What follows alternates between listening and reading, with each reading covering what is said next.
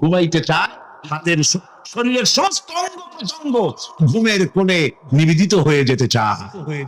ঘুম না আসলে হাত আর চলে না, তার মাথায় আর ভাবতে ইচ্ছা করে না, পাও আর চলতে চায় না, হার্টবিট বেড়ে যায়, আর ঘুমালে পরে সব শান্ত হয়ে যায়। সুবহানাল্লাহ কব না? আল্লাহ রাব্বুল আলামিন বলেন, এই নিদ্রা কি, এই ঘুমকে আমি তোমাদের জন্য শান্তির বাহন বানিয়ে দিয়েছি। আলাম ইয়ারাউ আন্না জাআলনাল লাইলা লিয়াসকুনু ফীহি ওয়ান নাহারা মুবসিরান ইন্না ফী যালিকা লাআয়াতিন লিকাওমিন ইউমিনুন। তারা কি আল্লাহ পাকের এই কুদরতের কথা চিন্তা করে না, যে আমি রাতের আধার দিয়ে ধরনীর বুক ছেয়ে দেই, দিনের উজ্জ্বলতা, কোলাহল, গাড়ির আওয়াজ, ভ্যাঁ ভোঁ আওয়াজ হচ্ছে, কলকারখানার আওয়াজ হচ্ছে, সূর্যের বিরাট তাপ, ঘুম আসে না। সারাদিন কাজ করার পর শরীরের আরাম দেওয়ার জন্য রাতের একটি কালো চাদর পৃথিবীর উপরে আমি বিছায় দেই।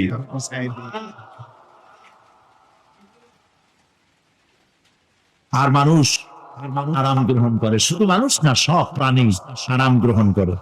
সুবহানাল্লাহ, সুবহানাল্লাহ। এবং এরপরে দিনের আলো দিয়ে উদ্ভাসিত করি, যেন বিশ্রামের পর নতুন করে আবার কাজের সমস্ত উদ্দীপনা নিয়ে নতুন করে কাজে ঝাঁপিয়ে পড়তে পারে। কয়েক ঘন্টা অথবা সারাদিন হাড় ভাঙা খাটুনি খেটেছে, রিক্সা চালাইছে, গাড়ি চালাইছে, আড়াই মনের বস্তা মাথায় করে টেনেছে, চিন্তা ভাবনা করেছে। এরপরে যখন এই লোকটি কয়েক ঘন্টা মাত্র নিদ্রা গেল, আরাম পেল, মস্তিষ্ক হালকা হয়ে গেল, হার্টবিট কমে গেল, হাতের পায়ের কর্মোদ্দীপনা বেড়ে গেল, নতুন করে আবার কাজ করার জন্য সুযোগ এসে গেল।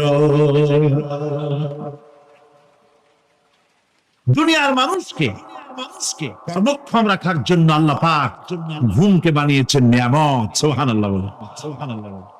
ওয়া মিন আয়াতিহি মানামুকুম বিল-লাইলি ওয়ান-নাহারি ওয়াবতিগাউ মিন ফাদলি। আল্লাহ পাক বলেন, তোমাদের রাত আর দিনের বেলায় নিদ্রা যাওয়া, এবং এটাই হচ্ছে তার অনুগ্রহ। রাত আর দিনের নিদ্রা যাওয়ার পরে আমার অনুগ্রহ, অর্থাৎ রিজিক তালাশ করার জন্য শরীরের ভিতরে, মনের ভিতরে, হাত পায়ের মধ্যে কর্মের উদ্দীপনা আমি তোমাদের দিয়ে দেই। মহাবিজ্ঞানী আল্লাহ রাব্বুল আলামিনের এই বিশাল কুদরত এবং দয়া, যে মানুষকে তিনি ক্লান্তি দূর করার জন্য তিনি ঘুম দিয়েছেন। আলহামদুলিল্লাহ বলি, আলহামদুলিল্লাহ। অনেক মানুষ আছে ঘুমাইতে পারে না, ঘুমাবার জন্য ফেনার গান খায়, ঘুমাবার জন্য ভেলিয়াম খায়, সিডাকসিন খায়, রিল্যাক্সিন খায়, কত এক্সিন, অক্সিডেন্ট, কত কিছু খায়, তারপরেও ঘুম আসে না। এই ঘুম যার আসে না, বিরাট নিয়ামত থেকে বঞ্চিত। ঘুম একটি নিয়ামত, আলহামদুলিল্লাহ বলি, বিশাল নিয়ামত ঘুম। আল্লাহ যে সমস্ত নিয়ামত আমাদের জন্ম থেকে শুরু করে এ পর্যন্ত এই বডির মধ্যে দিছেন, মৃত্যুর আগে আল্লাহ যেন একটু কেড়ে না নেন, বলি আমিন। আল্লাহ রাব্বুল আলামিনের পরে বলেন,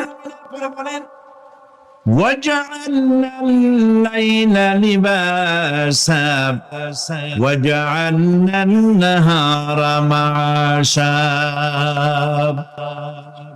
আর রাতকে করেছি আচ্ছাদন, আবরণ, দিনকে রুজি কামাবার জন্য ব্যবস্থা করে দিয়েছি। দিনের বেলা রুজি কামাবেন, দিনের বেলায় ঘুমায় থাকবেন না। বহুত মানুষ আছে সকাল বেলায় ঘুম দিল, 12টা-1টা বাজে গেল। উর্দুতে ছোটবেলায় পড়েছিলাম, জিসনে সোয়া উসমে খোয়া, যে ঘুমাইলো সব সর্বনাশ করলো। অসময় ঘুমানো সর্বনাশ হয়ে যাবে সব। এই জন্য আল্লাহ পাক বলেছেন, দিনটারে বানাইছি রুজি কামাবার জন্য। রুজি কামাও, রুজি কামানো এটা একটা ইবাদত। রুজি কামানো কি? হালাল রুজি কামাবেন, ইবাদত। আপনি যে আপনার স্ত্রীকে একটা ব্লাউজ কিনে দেন, কাপড় চোপড়, প্রয়োজনীয় কসমেটিক্স কিনে দেন, আপনি যে বাজার ঘাট করেন, সব হালাল পয়সা যদি হয় সাদকা দেওয়ার মতো সমান সওয়াব হবে। রুজি কামাইতে হবে, এটা আল্লাহ পাকের হুকুম, রুজি কামাও, রুজি কামাও। ফাইদা কুদিয়াতিস সালাত ফান্তাশিরু ফিল আরদ ওয়াবতাগু মিন ফাদলিল্লাহ। সুবহানাল্লাহ বলো, সুবহানাল্লাহ বলো। নামাজ যখন শেষ হয়ে গেল, ফাইদা কুদিয়াতিস সালাত, নামাজ যখন শেষ হয়ে গেল, ফান্তাশিরু ফিল আরদ, তখন জমিনে ছড়িয়ে পড়ো আর আমার অনুগ্রহ রিজক অনুসন্ধান করো। সুবহানাল্লাহ। মসজিদে বসে বসে খালি তসবিহ টিপতে থাকো, কাজের সময় কাজ করো, অফিস থেকে বলে আসছে জোহরের নামাজ পড়তে যাই, জোহরের নামাজ পড়িয়ে তারপর নফল পড়া শুরু করছে, এরপরে দোয়া দুরূদ পড়া শুরু করছে। 1 ঘন্টা অফিসের সময় নষ্ট করেছেন। ফরজ নামাজ সুন্নত নামাজ পড়তে যতটুকু লাগবে এর থেকে বেশি সময় নিলে বেতন হালাল হবে না। আপনি মিথ্যা কথা বলে, মিথ্যা ছুটি নিয়ে দিনের কাজ করতে পারেন না। আপনার রুজি হালাল হইতে হবে, আপনার নফল নামাজ পড়া দরকার। রাত পড়ে আছে, রাতের বেলা গিয়ে জনমের মতো নফল পড়েন, কে নিষেধ করবে? মনে থাকবে কথা, মনে থাকবে কথা। ওয়াজআলনা নাওমাকুম সুবাতা, আর আমি তোমাদের জন্য ঘুমকে করেছি শান্তির বাহন। মানুষের অঙ্গ প্রত্যঙ্গ প্রত্যেকটির কাজ ভিন্ন, প্রকৃতিও ভিন্ন। চোখ দেখে, কান শোনে, জিহ্বা স্বাদ গ্রহণ করে, নাক শোনে সুখে, মস্তিষ্ক চিন্তা ভাবনা করে। এ হলো প্রকৃতি। আর প্রত্যেকটি অঙ্গ প্রত্যঙ্গের রুচি আলাদা, কর্তব্যের মধ্যে বিরাট বৈষম্য। যেমন চোখ রঙিন এবং সুন্দর জিনিস দেখতে ভালোবাসে, ঠিক কিনা বলেন? ঠিক কিনা? একটা খারাপ জিনিসের দিক চোখ পড়লেই মানুষ তাড়াতাড়ি চোখ ফিরায় না, ঠিক না? চোখ সুন্দর এবং রঙিন জিনিস দেখতে ভালোবাসে, কান সুমধুর সুর শুনতে ভালোবাসে, উৎসাহ বোধ করে। আর হাত নরম এবং মসৃণ জিনিসে স্পর্শ করতে উৎসাহ বোধ করে। নাক আতরের গন্ধ শুকতে ভালো লাগে। আর মন নতুন নতুন রঙিন ভাবনা ভাবতে চেষ্টা করে। বাড়ি বানাবো, বিল্ডিং বানাবো, ইন্ডাস্ট্রি করব, ছেলে বিয়ে দেবো, মেয়ে বিয়ে দেবো, অমুক জায়গায় বিরাট লোকের কাছে ভাবতে ভাবতে ভাবের সাগরে হারিয়ে যায়। ভাবনার ভিতরে খেয়ালে যদি কেউ পোলাও পাকায়, বাস্তবে তা হোক আর না হোক, খেয়ালে মনে মনে যদি কেউ পোলাও পাকায়, তাহলে ঘিয়ের দাম যাই হোক না কেন তাতে কিছু আসে যায় না। মানুষ রঙিন ভাবনা ভাবতে খুব মজা পায়। তাহলে আমি কি বুঝাইতে চাইলাম? চোখের কাজ, নাকের কাজ, মুখের কাজ, কানের কাজ, মনের কাজ, প্রত্যেকটি অঙ্গ প্রত্যঙ্গের ভিন্ন ভিন্ন কাজ আছে, ভিন্ন ভিন্ন রুচি আছে। প্রিয় ভাই সব, হযরত ওমর ফারুক রাদিয়াল্লাহু তাআলা আনহু, তিনি একবার মসজিদ নববীর মধ্যে দেখলেন ফজরের সময়, জোহরের সময় তিনি দেখলেন ফজরে যাদের দেখলাম এক জায়গায় বসা 5-7টা লোক, জোহরে তো তাদেরই দেখতেছি। আসরের সময় দেখলেন ওইখানে বসা, মাগরিবেও দেখলেন, এশায়ও দেখলেন। এশার নামাজের পর তিনি প্রশ্ন করলেন, তোমরা কারা? বললো যে আমরা হলাম দূরের থেকে আসছি, মসজিদে নববী শ্রেষ্ঠ মসজিদ, এখানে বসে বসে আল্লাহর জিকির আজগার করি। আল্লাহর জিকির আজগার করো, নামাজ পড়ো, খাও কি? কাজে কিছু লোক আছে ওরা মেহেরবানি করে রান্না করে আনিয়া আমাদের খাওয়াইয়া যায়। হযরত ওমর ফারুক রাদিয়াল্লাহু তাআলা আনহু বললেন, তাহলে তোমার চাইতে তোমরা যে কয়জন এখানে বসে ইবাদত করো, তোমাদের চাইতে ওই ব্যক্তি অনেক উত্তম যে নিজে রুজি কামাই করে তোমাদের খাওয়ায় যায়। তোমরা তো অলস। শুনে রাখো, নামাজের সময় ছাড়া আগামীকাল এই জায়গায় যদি বসা দেখি, বাইরে করে দেবো মসজিদের নববী থেকে। ইসলাম কাজের প্রতি উদ্দীপনা দিয়েছে, ইসলাম কাজের ট্রেনিং দিয়েছে। কাজ করো আর খাও, বসে বসে বাপের বোঝা হইও না। আমাদের দেশে বহু পোলাপান আছে বাপের হোটেলে খায় আর মসজিদে গিয়া ঘুমায়। খুব সহজ কাজ। কেন এরকম করো বাবা? চাকরি পাই না। আচ্ছা চাকরি পাও না, চাকরি তো আমাদের দেশে এক সোনার হরিণ। অথর্ব মন্ত্রীর অথর্ব ভাগ্না চাকরি হয়ে যায়, কিন্তু ফার্স্ট ক্লাস ফার্স্ট হয়েছে এমএতে চাকরি হয় না। এটা দেশের কপাল, এটা দেশের দুর্ভাগ্য। কিন্তু চাকরি পাও নাই বলে বাপের ঘাড়ের বোঝা হয়ে থাকবা। বউতে তোমার ঘুম দেখা বউ একা একা কানবে, আল্লাহ কোন লোকের সাথে বিয়ে হইল আমার, সারাদিন ঘুমায় সারাদিন। প্রিয় ভাই সব চাকরি পান নাই তো অসুবিধা কি? আপনি বাসের ড্রাইভার হন, আপনি সিনেমা গান বেছেন, আপনি জমিন চাষ করার লজ্জা। এই পৃথিবীর প্রথম মানুষ আদম আলাইহিস সালাম জমিন চাষ করেছেন। ইদ্রিস আলাইহিস সালাম দর্জিগিরি করেছেন। দাউদ আলাইহিস সালাম কর্মকার হয়ে লোহা দিয়ে অস্ত্র তৈরি করেছেন। নবী করিম সাল্লাল্লাহু আলাইহি ওয়াসাল্লাম ব্যবসা করেছেন। কাজী বেকার যুবকদেরকে বলতে চাই, বাপ আর শ্বশুরের বোঝা হয়ে থাকার মতো লজ্জার জিনিস আর কিছুই না। বাপের কামাই খাওয়া লেখাপড়া শেখার পর তোমার জন্য জায়েজ নাই। কাজ করো, কাজের অভাব নাই, হালাল কাজ করো। রুজিতে আল্লাহ বরকত দিয়ে দিবে। আমার দেশের জমিন এত ভালো বলার আগেই কোন সুবহানাল্লাহ। সার মার লাগে না, যেখানে সেখানে লাঙ্গল শাবলের দরকার নাই। আঙ্গুল দিয়া মাটি খুঁচিয়া ঘরের কোনায়, আঙ্গুল দিয়া মাটি খুঁচিয়া কদুর বিচি লাগাই দেন। 3 দিন পরে 2 পাতা, 6 দিন পর লতা, 10 দিন পর ফুল, 2 সপ্তাহের মাথায় কদু। সুবহানাল্লাহ। এই আল্লাহর দেওয়া এত সুন্দর কদু খাইয়া কয় সাদের লাউ বানাইলো, বই রেখে একটু আলহামদুলিল্লাহ কইল না।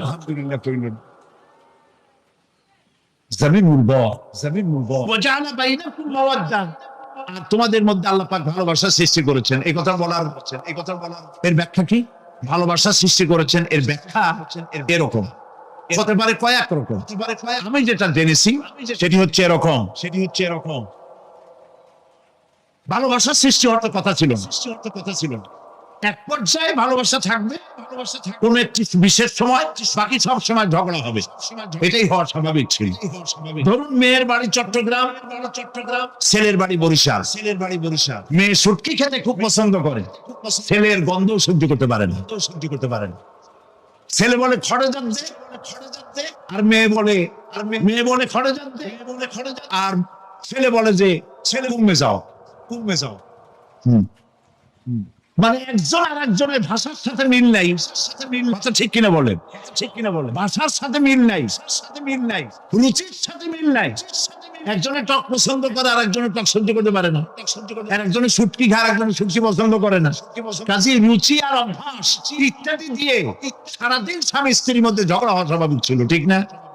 আল্লাহ পাক বলেন সেখানে আমি এই স্বামী স্ত্রী যখন হয়ে যায় তখন দুজনের মধ্যে আমি ভালোবাসার সৃষ্টি করে দেই। আর সে ভালোবাসা এমন চলে যায়, স্ত্রী তার স্বামীর জন্য জীবন দিতে চায়, স্বামী তার স্ত্রীর জন্য জীবনের সবকিছু উজাড় করে দিতে চায়। ওয়াজআলা বাইনাকুম মাওয়াদ্দা, এরপর সৃষ্টি করি রাহমান। ওই ভালোবাসা ছিল যৌবন কেন্দ্রিক, বিশেষ এক উদ্দেশ্যকে সামনে রেখে। কিন্তু যখন যৌবনে ভাটি লাগলো তখন ওই উদ্দেশ্য আর থাকলো না। তখন আল্লাহ পাক বলেন এই সময় তো দুজনের মধ্যে রাগারাগি, খেসাখেসি ইত্যাদি হয়, স্বাভাবিক ছিল। কিন্তু তা হইল না। আমি রহমত দিলাম, করুণা দিলাম। এখন বুড়ারে সারে বাঁচা না, আর বুড়াও বুড়ির সারা বাঁচে না। তাও আমরা সুবহানাল্লাহ কব না। এইসব কথা শুনিয়া সুবহানাল্লাহ যদি বলানো লাগে কইয়া তাহলে তো বড় সমস্যার কথা। শুনলেন কি আর বুঝলেন না কি? প্রিয় ভাই সব, আমি বুঝতে পারছি আপনারা বলেন ঠিকই, তবে শুনতে মুখমুগ্ধ হয়ে বলার সময় পান। আলহামদুলিল্লাহ বলি, আলহামদুলিল্লাহ। আল্লাহ রাব্বুল আলামিন পরস্পরের মধ্যেই ভালোবাসা সৃষ্টি করলেন। এটি আল্লাহ পাকের আয়াত। এটা আল্লাহ পাকের কি বলুন? আয়াত মানে কি? নিদর্শন। আমার ভাইরা, আমার নিজের জীবনের দৃষ্টান্ত আমি প্রায় বলি লোকদেরকে। ছোটবেলায় মাদ্রাসা থেকে বাড়ি ফিরতেছি, তখন গয়নার নৌকা লঞ্চ নাই, নৌকা। সেই নৌকা বিরাট লম্বা নৌকা, 4-5 জনের দাঁড় বায়, বড় বড় লম্বা লম্বা দাঁড়, সিপ নৌকা, খুব লম্বা নৌকা। এই নৌকাগুলি প্যাসেঞ্জার বহন করে। স্টেশন আসতে পরে ঢোল পিটায়, মানুষ এসে ওঠে। রাতের বেলায় চলতে হয়, রাতে এগুলো চলতো বেশি, আজকাল এগুলি আর নাই। সেই নৌকার মাঝখানে থাকতো বাঁশ পোতা, 2 দিকে মানুষ শোবে, নৌকার 2 দিকে মাথা দিয়ে, একদিকে পা দিয়ে শোবে। ছাত্র জীবন শুয়ে আছে এরকম করে, কিন্তু পা লম্বা করা যায় না, পা লম্বা করলে আর একজনের বুকের উপরে গিয়ে ওঠে। এভাবে করে পা কতক্ষণ গোটো করে রাখা যায়? কিছুক্ষণ পর মনের মধ্যে চিন্তা জাগলো যে আল্লাহ, হাঁটুতে তো ব্যথা করতেছে। এই হাঁটুগুলি যদি নাট বল্টুর মতো মোড়ায় খোলার সিস্টেম করে দিতে, তাহলে তো এখন কষ্ট হতো না। ঠ্যাংটারে মোড়ায়া খুলিয়া তারপরে ব্যাগের মধ্যে ভরিয়া বালিশের কাজ হতো, ঠ্যাংও ব্যথা করতো না।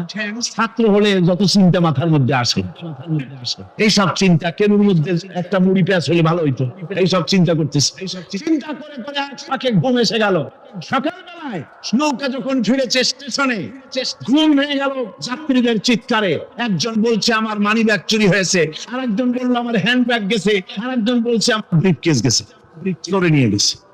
ওরা তো যার যার হারানো জিনিস নিয়ে ব্যস্ত। আমি তখন তওবা করতেছি যে আল্লাহ, আমার বুদ্ধিমতো যে বুদ্ধি রাত্রে করলাম, এই বুদ্ধিমতো যদি মানুষের হাতে সৃষ্টি করেছেন, এত সুন্দর করে চামড়া দিয়ে, সুন্দর করে চোখ দিয়ে, চুল দিয়ে, মুখ দিয়ে, কি সুন্দর করে বানিয়েছেন, সুবহানাল্লাহ। দেখুন, পায়ের তালুর চামড়া একরকম, তলার চামড়া আর একরকম, বুকের চামড়া একরকম, পিঠের চামড়া আর একরকম, ঠিক কিনা কর? পায়ের উপরের যে চামড়া, ওই চামড়াটা যদি পায়ের তলায় হতো, 2 দিনও হাঁটা যেত না। প্রতি সপ্তাহে 3 বার করে হাফসুল করা লাগবে। কোন ঠিক কি? আল্লাহ সুবহানাহু ওয়া তাআলা যেখানে যেটা দরকার তাই দিয়েছেন। আর ওরা বলে কি, যে আল্লাহ নাই, দেয়ার ইজ নো গড। ছাগল কোথায়? গ্যাগারিন বলেছেন, ইউরি গ্যাগারিন প্রথম মহাশূন্যচারী, মহাশূন্য পরিভ্রমণ করে এসে বললেন যে মহাশূন্যের লক্ষ লক্ষ মাইল পরিভ্রমণ করে এলাম। মহাশূন্যে হিন্দুরা যাকে ভগবান বলে, খ্রিস্টান যাকে গড বলে, মুসলমানেরা যারা আল্লাহ বলে, এই লক্ষ লক্ষ মাইলের কোন জায়গায় অস্তিত্ব দেখলাম? কিসের আল্লাহ, কিসের গড, নাউযুবিল্লাহি মিন যালিক। কত বড় ছাগল, কত বড়! তুমি দেখ আল্লাহ রে, তুমি তো নিজের শরীরই নিজে দেখো না। আমরা কি আমাদের নিজের শরীরটা দেখি? আয়নার সাহায্য ছাড়া হাতটা কেমন, হিপটা কেমন, ব্যাকটা কেমন, পেছনের উরুটা দেখতে কেমন, আজ পর্যন্ত আয়নার সাহায্য ছাড়া দেখতে পারি নাই। নিজের শরীরটাই দেখতে পারি নাই, আর এই শরীরের স্রষ্টাকে দেখতে চাই। সাহস তো কম না পাগলের। আল্লাহ সুবহানাহু ওয়া তাআলা তিনি মানুষকে সৃষ্টি করেছেন, কত সুন্দর করে তিনি বানিয়েছেন। তিনি একবার লক্ষ্য করে দেখো, শুকরিয়া আসবে আল্লাহর দরবারে, মাথা নত হয়ে আসবে। কি সুন্দর করে আল্লাহ পাক বানিয়েছেন। মানুষের শরীরে কিডনি লাগবে 2টি, কিডনি লাগবে 1টা। কিডনি কি? কিডনি হচ্ছে আপনার পেশাবকে ছেঁকে বের করে দেয়, একটা দারুণ জিনিস আপনার শরীরের জন্য। কিডনি যদি ইনঅ্যাক্টিভ হয়ে যায়, হাত পায়ে পানি এসে হাত পা ছুলে আপনি মৃত্যুর দিকে এগোতে থাকবেন। এই কিডনি, এই ছাকনি মাত্র একটা হলে চলে, কিন্তু আল্লাহ পাক ছাকনি, এই কিডনি দিয়েছেন 2টো। কটা দিলেন? 2টো। একটা যদি কখনো ডিসঅর্ডার হয়ে যায়, আর একটা দিয়ে যেন আমার বান্দা কাজ চালায় নিতে পারে। সুবহানাল্লাহ বিহামদিহি, সুবহানাল্লাহ। চোখটা একটা হলেও হয়, কিন্তু আল্লাহ চোখ দিলেন 2টো। কটা দিয়েছেন? 2টো চোখ দিয়েছেন, 2টো কান দিয়েছেন। আমি অবাক হয়ে গিয়েছি যখন আমার ছেলের চিকিৎসা চলতেছিল সিঙ্গাপুর মাউন্ট এলিজাবেথ হসপিটালে। 4টা অপারেশন হয়েছে। আমার ছেলে কারিবুল মত, একেবারে মৃত্যুর দুয়ারে চলে গিয়েছিল। 4টি অপারেশন, 40 ব্যাগ রক্ত লেগেছে। 2.5 ফিট তার ইন্টেস্টাইন কেটে ফেলেছে। 2.5 ফিট খাদ্যনালী কেটে ফেলে দিয়েছে। আমি ডাক্তারকে জিজ্ঞেস করলাম, সার্জনকে, 2.5 ফিট তার খাদ্যনালী তুমি কেটে ফেললে, আমার এই ছেলে খেয়ে হজম করবে কি করে? তার খাওয়াটা প্রবলেম হবে না? ডাক্তার আমাকে যা বলল শোনা মাত্র আমার চোখে পানি এসে গেল। ডাক্তার বলল, তুমি জানো না, আমি তো মাত্র 2.5 ফিট কেটেছি। তোমার স্রষ্টা, এই পৃথিবীর স্রষ্টা মানুষ যিনি সৃষ্টি করেছেন, প্রত্যেক মানুষের পেটের ভিতরে এই খাদ্য নালীকে রব্বুল আলামিন 22 ফিট লম্বা করেছেন। আমি তো মাত্র 2.5 ফিট কেটেছি। কোন প্রয়োজনে যদি কাটতে কাটতে আরো কাটা হয়, 10 ফিটও কাটা হয়, কষ্ট হবে না। সুবহানাল্লাহ। তার শ্বাস নেওয়ার জন্য, প্রশ্বাস নেওয়ার জন্য কি ব্যবস্থা আল্লাহ পাক করেছেন। মানুষের হার্ট বিট হচ্ছে, এটাকে হার্ট বিট যেটা হয়, সংকোচন সম্প্রসারণ। এই যে মানুষ, ডাক্তাররা বলে রোগী হার্ট অ্যাটাক করেছে, হার্ট যে অ্যাটাক করবে। অ্যাটাকটা কি? অ্যাটাকটা হচ্ছে সংকোচন সম্প্রসারণ, এরকম হচ্ছে। হঠাৎ করে এটা অ্যাটাক করলো, আর যদি ছেড়ে না দেয়, এটাই অ্যাটাক করা, এটাই তার জীবনটা শেষ হয়ে যাওয়া। ডাক্তাররা বলেছেন যে মানুষের শরীরের সবকিছু চিন্তা করে, গবেষণা করে বহুত কিছু বুঝেছি, কিন্তু হাতটা এরকম পাঞ্চিং কেন করে, এই জিনিস আজ পর্যন্ত আমাদের মাথায় ঢোকে না। সুবহানাল্লাহ। আল্লাহ কি সুন্দর করে এই পাঞ্চিং এর মাধ্যমে, হাত যেভাবে করতেছে, এই পাঞ্চিং এর মাধ্যমে সমস্ত শরীরের রক্তগুলি পা থেকে শুরু করে মাথা পর্যন্ত সব ছড়িয়ে দেওয়া হচ্ছে, এভাবে ছড়িয়ে দেওয়া হচ্ছে, যাতে করে মানুষ জীবিত থাকে, শরীরের রক্ত গরম থাকে, এই শীতল হয়ে মানুষ যেন মারা না যায়। এই জন্য আল্লাহ সুবহানাহু ওয়া তাআলা এত সুন্দর ব্যবস্থা করেছেন। এক সময় আঘাত পেয়ে অনেকগুলি রক্ত যদি চলে যায়, মানুষ রক্ত শূন্যতায় মরবে না, আবার খানিকটা রক্ত রিজার্ভ থাকে। আল্লাহ পাক রিজার্ভ করে রাখেন। স্পঞ্জের ভিতরে পানি থাকলে উপর থেকে টেন পাওয়া যায়, ওরকম খানিকটা রক্ত আল্লাহ শরীরের ভিতরে রিজার্ভ করে গেছেন। এই জন্য বড় বড় ডাক্তাররা, বড় বড় বিজ্ঞানী কখনোই নাস্তিক হয় না। এইসব দৃশ্য দেখে তারা মনে করে নিশ্চয়ই একজন কেউ আছেন যিনি এগুলি তৈরি করেছেন, এগুলি এমনি হয় না। যিনি তৈরি করেছেন তিনি হচ্ছেন আল্লাহ সুবহানাহু ওয়া তাআলা। তিনি এগুলি সৃষ্টি করেছেন, তিনি এগুলি তৈরি করেছেন। ওই আল্লাহ পাকের কাছে আমাদের সকলকেই ফিরে যেতে হবে। আল্লাহ রাব্বুল আলামিন তিনি বলছেন, আমি মানুষ সৃষ্টি করেছি, খালাকাল ইনসানা আল্লামাহুল বায়ান। মানুষ সৃষ্টি করেছি, শুধু মানুষকে সৃষ্টি করি নাই, আমি আবার তার জোড়াও তৈরি করে দিয়েছি। মানুষ একা একা না, পৃথিবীতে সব জোড়ায় তৈরি করেছি। উদ্ভিদের মধ্যে জোড়া তৈরি করেছি, প্রাণী জগতের মধ্যে জোড়া তৈরি করেছি। এই দুনিয়ার ভিতরে যা কিছু আছে, উদ্ভিদ হোক আর মানুষ হোক, প্রাণী জগৎ হোক, সবগুলিকে আমি আল্লাহ জোড়া বানাইছি, জোড়ায় নর এবং নারী সবগুলোর মধ্যে করে দিয়েছি। أَمْ خَلَقَ لَكُم مِّنْ أَنفُسِكُمْ أَزْوَاجًا لِتَسْكُنُوا إِلَيْهَا وَجَعَلَ بَيْنَكُم مَّوَدَّةً وَرَحْمَةً। আল্লাহ রাব্বুল আলামিন বলেন, আমার অগণিত নিদর্শনের ভিতরে এটাও একটি নিদর্শন যে আমি তোমাদের থেকে তোমাদের জোড়া তৈরি করেছি, তোমাদের স্ত্রীদেরকে তৈরি করেছি, যাতে করে তোমরা তাদের কাছে শান্তি পাও। আর তোমাদের মধ্যে ভালোবাসা সৃষ্টি করেছি, মহব্বত সৃষ্টি করে দিয়েছি। আর পরিণত বয়সে এই মহব্বতকে আমি আল্লাহ করুণার সহৃদয়তায় পরিণত করে দেই। তোমার থেকে তোমার জোড়া নারী সৃষ্টি করেছি, স্ত্রী, সেই স্ত্রীর কাছে তুমি তোমার স্বস্তি শান্তি ফিরে পাবে। আর যখন বৃদ্ধ হয়ে যাবে, তখন এই ভালোবাসাটাকে আমি করুণা আর মহব্বতের মধ্যে পয়দা করে দেই। এর দ্বারা এই ভালোবাসা এবং মহব্বতের মাধ্যমে সন্তান সন্ততি পৃথিবীতে আসে, নাতি আসে, পুত্র আসে, পৌত্রী আসে। এভাবে করে আত্মীয় স্বজন পরিবেষ্টিত অবস্থায় দুনিয়ায় মানব বংশ আমি এভাবে করে বৃদ্ধি করি। আর এরপরে মানব সৃষ্টি করে মানুষকে এক পরিবেশ সৃষ্টি করে দিয়ে তাকে কথা বলারও আমি ভাষা শিখিয়েছি। আল্লামাহুল বায়ান। মানুষকে আমি কি শিক্ষা দিয়েছি? কথা বলতে আমি শিক্ষা দিয়েছি। কথা বলার কারণে মানুষ আর কথা বলতে পারে না বলে মানুষের সাথে পশুর সাথে এই বিরাট পার্থক্য। পশু কথা বলতে পারে না, মানুষ কথা বলতে পারে। কথা বলা হচ্ছে মানুষের একটা বিশেষ বৈশিষ্ট্য। আরে বায়ান শব্দের অর্থ শুধু কথা নয়, বায়ান শব্দের অর্থ হচ্ছে চেতনা, বুদ্ধি, অনুভূতি, প্রজ্ঞা, মেধা, চিন্তা, বিবেচনা, ইচ্ছা শক্তি, প্রতিরোধ শক্তি, এ সবগুলি বয়ানের ভিতরে সীমাবদ্ধ। যে আমি বয়ান শিক্ষা দিয়েছি, তার মানে এতগুলি জিনিস আমি তোমার মধ্যে আমি সৃষ্টি করে দিয়েছি মানুষের মধ্যে। এরপরে এ বয়ান একটি শিক্ষা। শিক্ষা বলতে বোঝায় এই শিক্ষাটা আল্লাহ সবাইকে দিয়েছেন। মাছ সাঁতার কাটতে পারবে, পাখি আকাশে উঠতে পারবে। পাখিকে আল্লাহ ওড়ার ক্ষমতা দিয়েছেন। মুরগির বাচ্চা ডিমের থেকে বের করে পানির মধ্যে ছেড়ে দিবেন, ও সাঁতার কাটতে পারবে না। আপনি মানে কোন মুরগির ডিমের ভিতরে মুরগির বাচ্চা, হাঁসের ডিমের ভিতরে হাঁসের বাচ্চা, সে কি করে বোঝে ডিমের কোন অংশ পাতলা, সেই অংশটা সে অপারেশন শুরু করে দেয়। সে কিন্তু সব জায়গায় ঠকায় না। ওই ডিমের পর্দার ভিতরে একটা অংশ আছে পাতলা, সামান্য পাতলা, সেই পাতলা অংশ সে ঠুক করে একটুখানি অপারেশন করে, পর্দাটা ফেটে যায়, সেখান থেকে সে বেরিয়ে আসে। কে শিখালো যে এই জায়গায় ঠুক করে আওয়াজ কর, বেরোতে পারবি? কে শিখালো? শিক্ষা দিয়েছেন। এটা বয়ানের অন্তর্গত। মানুষকে দিয়েছেন বয়ান, ওকে দিয়েছেন শিক্ষা, হাঁসের বাচ্চা পানির ভিতরে ছেড়ে দিলে ওকে সাঁতার কাটতে হবে, কে শিখালো? আল্লাহ পাক। বাতাসে পাখিরা উড়ে বেড়ায় ডানা মেলে।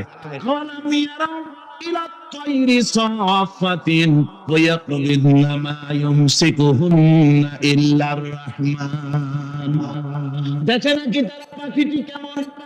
মেনি দুটি লঘু ডানা উড়িয়া বেড়ায় শূন্যের পরে নাহি তার কোনো মানা। আবার সে ডানা গুটাইয়া চলে কিন্তু পড়ে না তবু, বলকে বাতারে শূন্য রাখিছে ভিন্ন সে এক প্রভু।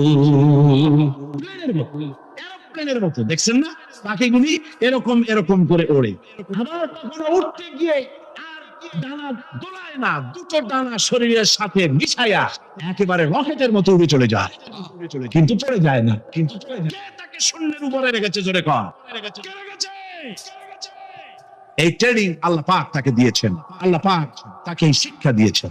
এই শিক্ষা, পানিতে সাঁতার কাটবে মাছ, বায়ুতে ভেসে বেড়াবে পাখি, তারপরে মানুষের চোখের পলক পড়বে, পাকস্থলী হজম করবে, এসব শিক্ষা আল্লাহ দিয়েছেন। প্রত্যেকটা জিনিসকে সৃষ্টি করেছেন, আর তার কাজটাও কিভাবে হবে তাও আল্লাহ পাক শিখিয়ে দিয়েছেন।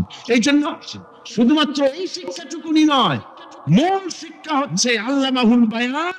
এর আসল অর্থ হলো মানুষের জ্ঞানের পূর্ণতার জন্য আল্লাহ পাক বয়ান দিয়েছেন। সে বয়ান হচ্ছে কোরআনে কারীম। সে বয়ান কি? কোরআন হচ্ছে মানুষের জ্ঞানের পূর্ণতা। কোরআন দিয়ে মানুষের জ্ঞান পরিপূর্ণ হয়।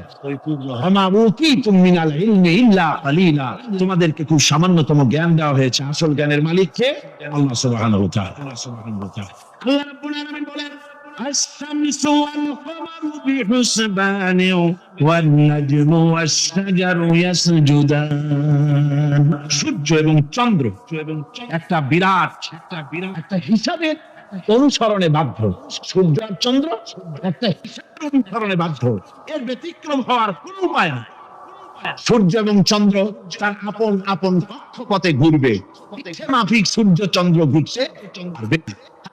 তার সময় সূর্য এসে বলতে পারবে না বেটারা আমি এখন উদিত হব, পারবে না।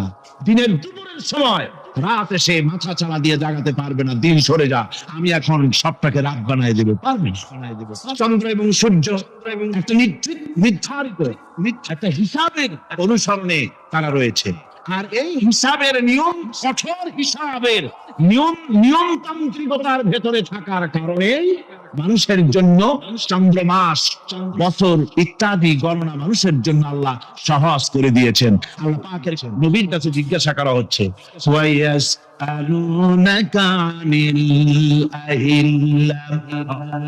আপনাকে প্রশ্ন করা হয় চাঁদ সম্পর্কে।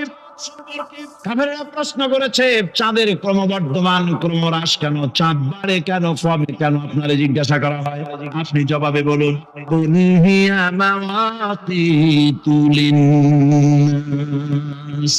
বলুন চাঁদ হচ্ছে মাস, দিন, বছর গণনা করার জন্য, গোটা পৃথিবীবাসীর জন্য আমি একটা স্থায়ী ক্যালেন্ডার আকাশে ঝুলায় রাখছি। সুবহানাল্লাহ। বিনা পয়সার ক্যালেন্ডার কে ঝুলিয়ে রাখছেন? আল্লাহ সুবহানাহু ওয়া তাআলা তিনি ঝুলিয়ে রেখেছেন এই ক্যালেন্ডারকে।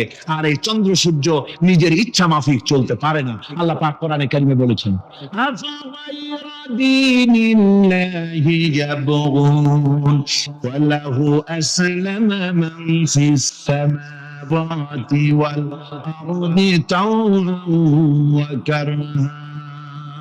তোমরা কি আমার দেওয়া জীবন ব্যবস্থা ছেড়ে দিয়ে মানুষের তৈরি করা, অন্যের তৈরি করা মতবাদ গ্রহণ করতে চাও? ওয়ালাহু আসলামা মান ফিস সামাওয়াতি ওয়াল আরদ। অথচ আকাশে যা কিছু আছে, জমিনে যা কিছু আছে, সব আমার কি করছে? আমার হুকুম মেনে, আমার আনুগত্য করে তারা চলছে। আনুগত্যের সামনে মস্তক অবনত করে দিয়েছে। তাই তো আমরা দেখতে পাই তাল গাছে কোনোদিন বেল হয় না। হয়? তাল গাছে বেল হয়, নারকেল গাছে আম হয়, নিম গাছে লিচু হয়। আল্লাহর সুন্নতের ভিতরে কোনো পরিবর্তন পাওয়া যাবে না। দেখুন, বঙ্গোপসাগরের পানি মিষ্টি না নোনা? সবাই বলুন মিষ্টি না নোনা?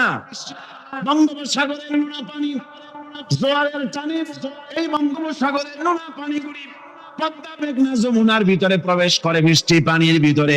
আবার ভাটির টানে পদ্মা মেঘনা যমুনার পানিগুলি, মিষ্টি পানিগুলি নোনা পানির মধ্যে গিয়া ঢোকে। মাঝখানে কোনো পার্টিশন নাই। নোনা পানি মিষ্টি পানির এলাকাকে নোনা বানাতে পারে না, আবার মিষ্টি পানিগুলি গিয়া নোনা পানিগুলিতে মিষ্টি বানাইতে পারে না। কার হুকুম পালন করে? কার হুকুম? النجم والشجر يسجدان والسماء رفعها ووضع الميزان। তারকা বৃক্ষরাজি সব সেজদায় রত। তারাই সেজদা দেয় কারে? কারে সেজদা দেয়? চাঁদ সেজদা করে কাকে? সূর্য করে কাকে? গাছপালা করে কারে? আল্লাহ পাককে সেজদা করে সবাই। সমস্ত সৃষ্টি জগতের কাজ হলো তিনটা। সৃষ্টি জগতের কাজ কয়টা? তিনটি কাজ। একটা কাজ হচ্ছে সৃষ্টি জগৎ মহান আল্লাহর উদ্দেশ্যে সিজদা করবে, তার হামদ করবে, তার তাসবিহ করবে। তিনটা কাজ, সিজদা করবে, হামদ করবে, তাসবিহ করবে। এই তিনটা কাজ হচ্ছে সৃষ্টি জগতের। গোটা পৃথিবীর সবকিছু আল্লাহ পাককে সিজদা করছে। কোরআনে কারীমে রব্বুল আলামিন বলেন, ওয়ালিল্লাহি ইয়াসজুদু মান ফিস সামাওয়াতি ওয়াল আরদি তাওআন ওয়া কারহান ওয়া যিলালুহুম বিল গুদুওয়ি ওয়াল আসাল। আল্লাহ পাক বলেন, আকাশে যা কিছু আছে, জমিনে যা কিছু আছে, সব কিছু আমার সেজদা করে। এমনকি গাছও আমার সেজদা করে। গাছগুলি সকাল বেলায় গাছের ছায়া সকাল বেলায় আর বিকাল বেলায় নিজের ছায়া লম্বা করে দিয়ে আমার সামনে সেজদায় পতিত হয়ে যায়। গাছগুলি আমাকে সেজদা করে। তারকা সমূহ, চন্দ্র সূর্য সব আমাকে সেজদা করে।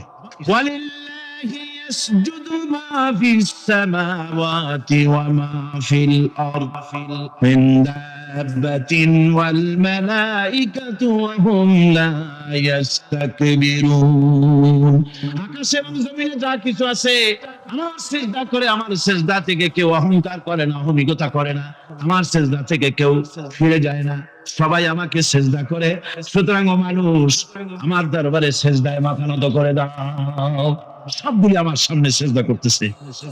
আলাম তারা আন্নাল্লাহা ইয়াসজুদু লাহু মান ফিস সামাওয়াতি ওয়া মান ফিল আরদি ওয়াশ শামসু ওয়াল কামারু ওয়ান নুজুমু ওয়াল জিবালু ওয়াশ শাজারু ওয়াদ দাওয়াবু ওয়া কাসীরুম মিনান নাস।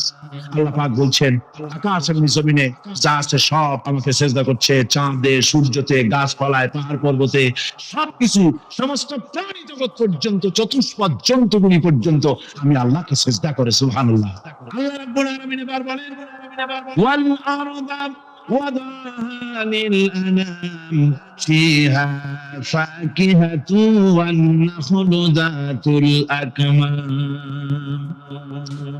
আল্লাহ পাক বলছেন, পৃথিবীকে তিনি সমস্ত সৃষ্টির জন্য এই পৃথিবী বানিয়েছেন। আনাম শব্দের অর্থ হচ্ছে জীব, জানদার। যত জানদার আছে সমস্ত জানদারদের জন্য আল্লাহ পাক এই পৃথিবীকে বানিয়েছেন। অর্থাৎ যাদের প্রাণ আছে, প্রাণী সময়ের জন্য আল্লাহ যা সৃষ্টি করেছেন সেটা হলো এই পৃথিবী। এই পৃথিবী ছাড়া অন্য কোথাও কোন প্রাণী বসবাসের উপযোগী করে আল্লাহ তৈরি করেন নাই। এই পৃথিবীটা কি আল্লাহ পাক প্রাণীদেরকে বসবাসের উপযোগী করে তৈরি করেছেন। তারপরে বলছেন পৃথিবী তো আমাদের সামনে আল্লাহ দিয়েছেন সমস্ত খাবারগুলি প্যাকেট করা। জোরে বলেন কি করা? জোরে বলেন কি করা? প্যাকেট করা। কি মহব্বত করে আল্লাহ দিয়েছেন। কলা বলেন, তাল বলেন, বেল বলেন, সব খাবারগুলিকে আল্লাহ পাক প্যাকেট করে মানুষের সামনে হাজির করেছেন। কারণ ওয়ালাকাদ কাররামনা বানি আদমা, যেহেতু আদম সন্তানকে আমি সম্মানিত করেছি, তাই আদম সন্তানের সামনে ভদ্র সম্মানিত মেহমানের সামনে যত খাবার দিলাম সব খাবারগুলিকে আমি গুছিয়ে সুন্দর করে সাজিয়ে আমি কভার করে তোমার সামনে পেশ করেছি। এরপরে দানা দিয়েছি, ভুসি দিয়েছি। দানা হচ্ছে মানুষের খাবার, ভুসি হচ্ছে পশুর খাবার। এই মানুষের খাবার, পশুর খাবার সবকিছু আমি পরিবেশন করেছি। এরপর আল্লাহ বলছেন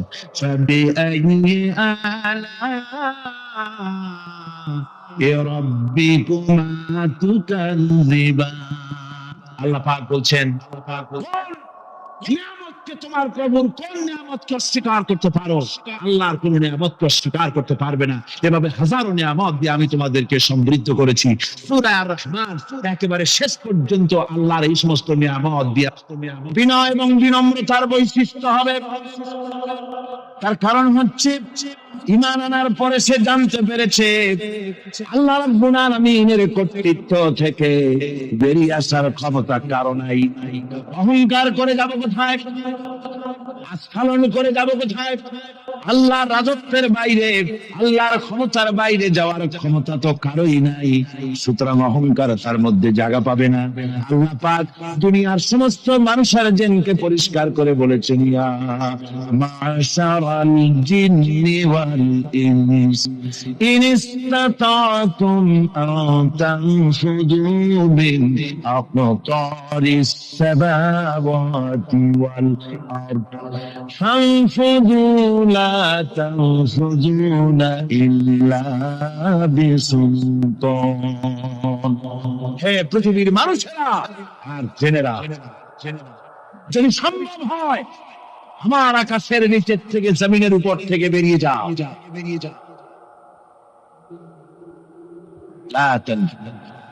বেরিয়ে যেতে পারবে না। আমি আকাশ এবং জমিন থেকে যদি সম্ভব করতে পারো বেরিয়ে যা। আর যদি কোনো আকাশ থাকে তার নিচে যা, আর যদি কোনো জমিন থাকে তার উপরে যাও। এমন দেশ যদি পাও যেখানে আমার আলো ছাড়া কোনো আলো আছে, আমার বাতাস ছাড়া কোনো বাতাস আছে, আমার চাঁদ সূর্য ছাড়া কোনো চাঁদ সূর্য আছে, যাও সেখানে। আল্লাহ রাব্বুল আলামিন বলেন নাই এরকম যাওয়ার কোনো উপায় নাই। আমি আল্লাহ রাব্বুল আলামিন আকাশ আর জমিন দিয়ে প্যাকেট করে রেখেছি, আটকায় রেখেছি। আমার রাজত্ব থেকে, আমার ক্ষমতা থেকে, আমার কর্তৃত্ব থেকে বেরিয়ে যাওয়ার ক্ষমতা কোন মানুষের নাই, কোন জেনের নাই, কোন প্রাণীর নাই। সুবহানাল্লাহ। মানুষ হচ্ছে অহংকার কিসের হবে? তোমরা হচ্ছ ফকির। আল্লাহ পাক বলছেন ওয়াল্লাহুল গনিয়্যু ওয়া আনতুমুল ফুকারা। আল্লাহ হচ্ছেন গনি। আল্লাহ কি?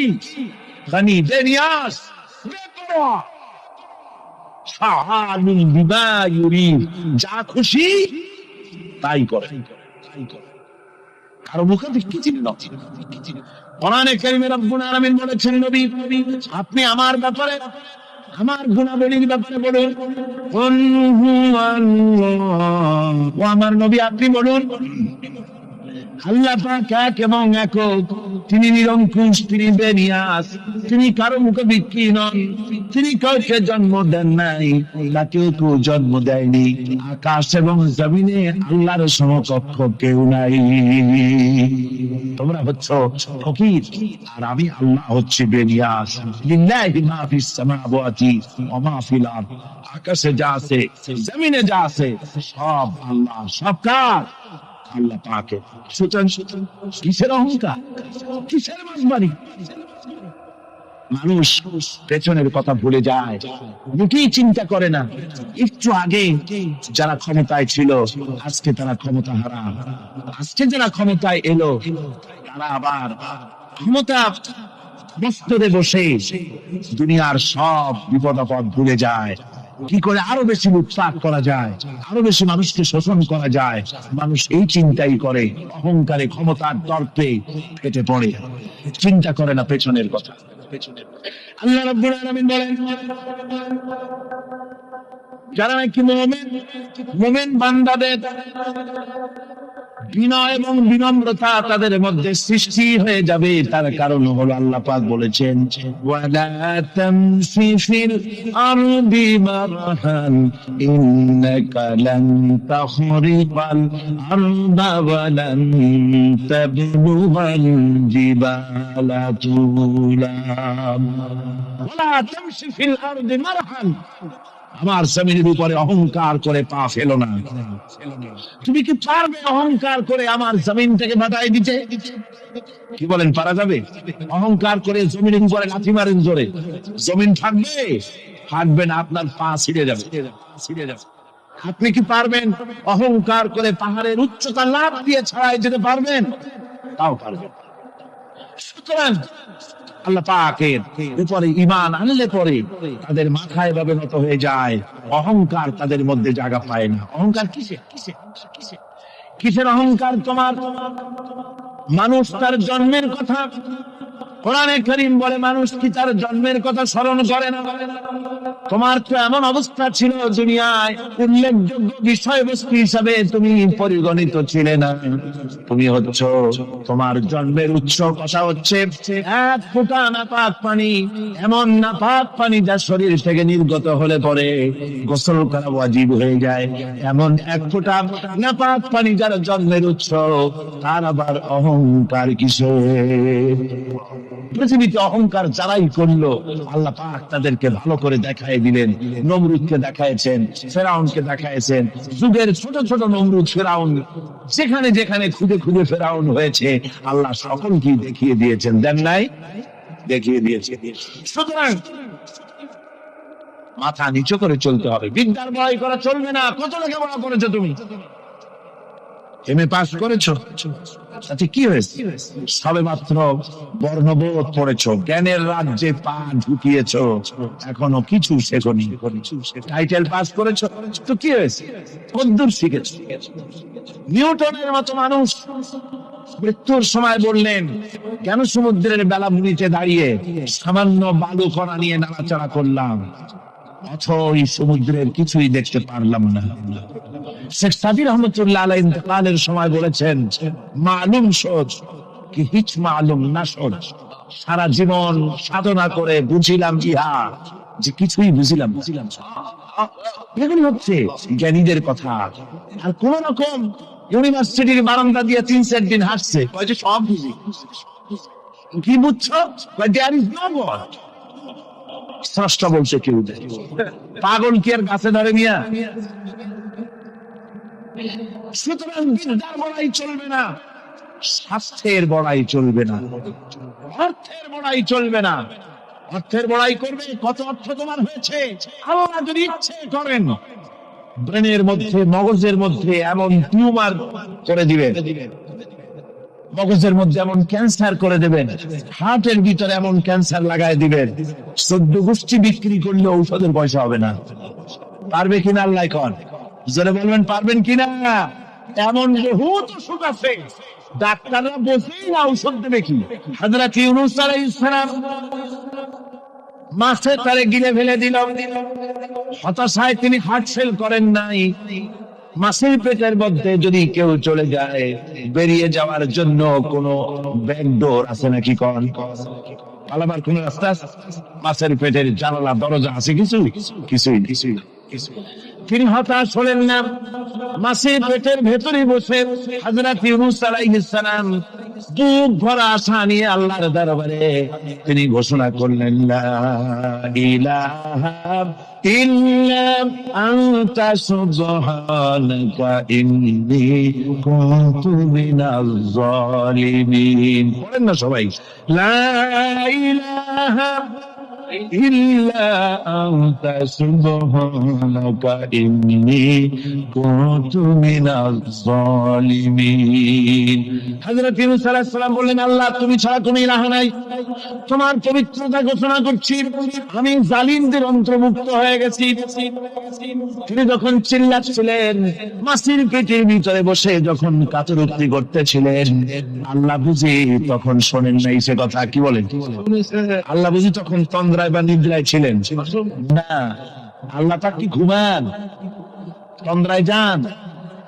লা তাখুযুহু সিনাতুন ওয়ালা নাওম। আল্লাহ রাব্বুল আলামিন বলেন, কোন তন্দ্রা বা নিদ্রা আল্লাহ রাব্বুল আলামিনকে স্পর্শ করে না। হযরত ইউনূস আলাইহিস সালাম যখন মাছের পেটের ভিতরে বসে চিৎকার মারলেন, আল্লাহ পাক বলেন, ইউনূস রে, তোমার ওই ডাক কেউ শোনে নাই, দুনিয়ার কোন রাজা বাদশা শোনে নাই, দুনিয়ার কোন বন্ধু বান্ধব তোমার শোনে নাই, কিন্তু আমি তোমার আরশের মালিক, আমি রব্বুল আলামিন শুনেছি। শুধু শুনি নাই, সঙ্গে সঙ্গে জবাব দিয়ে দিয়েছি। ফাস্তাজাবনা লাহু ওয়া নাজ্জাইনাহু মিনাল গাম্মি। বলেন, ফাস্তাজাবনা লাহু ওয়া নাজ্জাইনাহু মিনাল গাম্মি ওয়া কাযালিকা নুনজিল মুমিনিন। আল্লাহ পাক বলেন, আমি জবাব দিলাম। মাছের পেটের ভিতরে বেদনা শুরু হয়ে গেল, মাছ আর তলদেশে শুয়ে থাকতে পারলো না, সাঁতরাতে পারলো না, মাছ ভেসে উঠলো উপরে। পেটের যন্ত্রণায় মাছ কিনারায় চলে এসে বমি করে দিতে পারলে যেন বাঁচি, এই অবস্থা মাছের হলো। কিনারায় চলে এলো, বমি করে ইউনূস আলাইহিস সালামকে ফেলে দিল, মাছও বাঁচলো, ইউনূস আলাইহিস সালামও বাঁচলো। আল্লাহ রাব্বুল আলামিন বলেন, মুমিনেরা শোনো, শুধু ইউনূসকে নয়, ওয়া কাযালিকা নুনজিল মুমিনিন। এইভাবে করে মুমিন বান্দারা যদি আমাকে ডাকে, আমার কাছে যদি হাত ফাইলায়, আমি আল্লাহ রাব্বুল আলামিন মুমিনদের এভাবে বিপদ মুক্ত করে দেই। আল্লাহ পাক বিপদ মুক্ত করে দেন। ওমান ইয়াত্তাকিল্লাহ ইয়াজআল লাহু মাখরাজা। আল্লাহকে যে ভয় করে, আল্লাহ তার জন্য রাস্তা খুলে দেন। জোরে কোন সুবহানাল্লাহ। আল্লাহ পাক বলে, বান্দা যখন আমাকে ডাকে, আমি বান্দার একদম নিকটে, তার ঘরের চাইতে নিকটে। ওয়ানাহাদু আকরাবু ইলাইহি মিন হাবলিল ওয়ারিদ। আমি আমার বান্দার সারা যে রগের উপরে তার মাথা, এর থেকেও আমি আমার বান্দার বেশি নিকটে। সুবহানাল্লাহ। আমি তোমার কাছে, আমার কাছে মাপ চাও, যত বড় গুনাহ হোক। ওয়াকালা রাব্বুকুম উদউনি আস্তাজিব লাকুম। তোমার প্রভু তোমাকে ডেকে বলেছে, আমাকে ডাকো, আমি মাফ করে দেবো। সুবহানাল্লাহ। এত বড় কথা, আমাকে ডাকো, নিরাশ হও না, হতাশ হও না। আল্লাহর গজব বেশি না রহমত বেশি? আল্লাহর রহমত বেশি। হাদিসে কুদসির ভিতরে এসেছে, আল্লাহ পাক বলেছেন, কোন বান্দা যদি আমার দিকে এক বিগত অগ্রসর হয়, আমার রহমত তার দিকে এক হাত এগিয়ে যায়। কোন বান্দা যদি আমার দিকে হেঁটে আসে, আমার রহমত তার দিকে দৌড়ে যায়। বান্দা যখন আল্লাহর দরবারে দুই হাত উঁচু করে চোখের পানি ফেলে দেয়, মুসলিম শরীফের হাদিসের ভিতরে এসেছে, গভীর রাত্রে, রাতের তৃতীয় অংশে আল্লাহ রাব্বুল আলামিন প্রথম আকাশে আসেন আর ডেকে বলেন, পৃথিবীতে আছো নাকি কেউ গুনাহ করে জীবন বরবাদ করে দিয়েছো, আমার কাছে মাফ চাও। ঋণগ্রস্ত আছো, অসুস্থ আছো, অপমানিত আছো, কে আছো মাসুম, আমাকে ডাকো, আমার কাছে বলো, আমি ডাকে সারা দেব, জীবনের আশা পূরণ করে দেব। ওই সময় যেই সমস্ত লোকেরা কাঁদবে, তাহাজ্জুদের নামাজ পড়ে, আল্লাহ জিজ্ঞেস করেন ফেরেশতারা, অমুক অমুক দেশ অমুক অমুক বান্দারা কাঁদবে কেন? ফেরেশতারা বলে, রব্বুল আলামিন তুমি তো ভালো করে জানো। আল্লাহ বলেন, জানি, তবু তোমাদের মুখে শুনতে চাই। তারা বলে, রব্বুল আলামিন তোমার এই বান্দা গুনাহ করেছে, গুনাহর জন্য মাফ চায়, জাহান্নাম থেকে বাঁচতে চায়। আল্লাহ পাক বলেন, ফেরেশতারা আমার এই বান্দা আমারে দেখেছো নাকি? বলে দেখে নাই। বলে আমার দোজক দেখেছো নাকি? বলে না, তাও দেখে নাই। আমার বেহেশত দেখেছো নাকি? বলে না, তাও দেখে নাই। আল্লাহ পাক বলেন ফেরেশতারা সাক্ষী থাকো, ওরা আমাকে দেখে নাই, আমার বেহেশত দোজক কিছুই দেখে নাই, শুধুমাত্র আমার নবীর কথা, আমার কোরআনের কথা বিশ্বাস করে হারামের ঘুমকে হারাম করে যেভাবে তারা কাঁদতেছে, সাক্ষী থেকে যাও ফেরেশতারা, আমার রহমতের দরিয়ায় জোশ মেরেছে, আমার ওই ক্রন্দনরত বান্দাগুলিকে আমি আল্লাহ মাফ করে দিলাম। সুতরাং মুমিন বান্দা যারা, আল্লাহর মুমিন বান্দা যারা, এই ইমানের কোয়ালিটি এটাও হতাশায় নিরাশায় ভেঙে পড়বে না। গুনাহ তো মানুষই করে, গুনাহ হয়ে গেছে মাপ চাও। তোমার গুনাহ কতদূর? তোমার গুনাহ যদি হয় পাহাড় সমান, আল্লাহর রহমত আকাশ সমান। জাহান্নামের কঠিন শাস্তি থেকে বাঁচতে হলে আল্লাহর প্রতি ঈমান আনতে হবে। আর ঈমান আনলে যে কোয়ালিটি গুলি হওয়া উচিত, সেগুলি আমি আপনাদের সামনে আলোচনা করছি। এরপর আরেকটি কোয়ালিটি হবে মুমিনের, তা হলো কঠোর কঠিন বিপদে অবিচল থাকবে, বিপদে ভেঙে পড়বে না। বিপদ আপদ শত্রুতা হয়, দেখি যা কিছু হয় সবই আল্লাহর পক্ষ থেকে, এটা মেনে নিতে হবে এবং ধৈর্য ধারণ করতে হবে। বিপদ মুসিবত শুধু উম্মতের জন্য নয়, দুনিয়ার সমস্ত নবীদের বিপদ এসেছে, হয় না? নবীদের বিপদ আসে নাই? কোরআনে কারীম থেকে শুনে আল্লাহ রাব্বুল আলামিন বলেন, ওয়া কাযালিকা জাআলনা লিকুল্লি নাবিয়্যিন আদুওয়ান মিনাল মুজরিমিন। আল্লাহ পাক বলেন, এমনি করে আমি সকল নবীদের শত্রু বানিয়ে দিয়েছি সব পাপিষ্ঠ আর অপরাধ প্রবণ লোকদেরকে। প্রত্যেক যুগে নবীদের শত্রু ছিল, প্রত্যেক যুগে নবীদের কি ছিল? শত্রু ছিল। সে শত্রু সারা ছিল, আল্লাহ পাক বলছেন নবীদের শত্রু ছিল পাপিষ্ঠ আর অপরাধ প্রবণ লোক, এরাই ছিল নবীদের দুশমন। রাসূলদের অবস্থা যদি এই হয়, তাহলে তার উম্মত, এই দিনের ধারক বাহক যারা, তাদের কি বিপদ আপদ হবে না? নাকি হবে কিনা? তো ইসলামের বিরোধিতা যারা করে, কোরআনের পরিভাষায় বলা হয়েছে ইসলামের দুশমন, নবীদের দুশমন, দুনিয়ার সব পাপিষ্ঠ আর অপরাধ প্রবণ লোকেরাই ইসলামের দুশমন হয়, নবীদের দুশমন হয়। আজও দেখেন, আজও তাকিয়ে দেখেন, ইসলামী আন্দোলনের বিরোধিতা যারা করে, তারা পাপিষ্ঠ চরিত্রের কিনা তাকায় দেখেন, খুঁজে দেখেন,